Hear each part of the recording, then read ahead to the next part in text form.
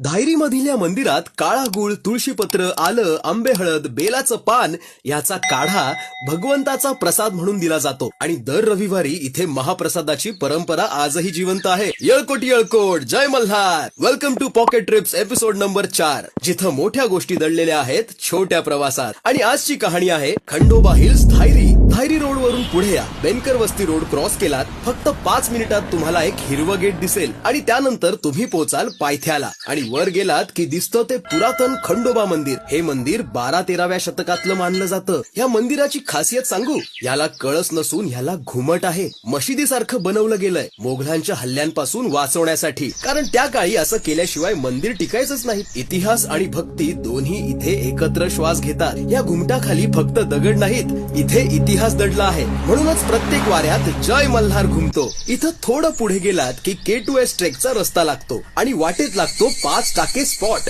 म्हणजे ऍडव्हेंचर आणि डिवोशन दोन्ही एका टेकडीवर. मग हा रील शेअर करा तुमच्या मित्राला, जेणेकरून त्यालाही कळेल की नेक्स्ट संडे कुठं जायचंय ते.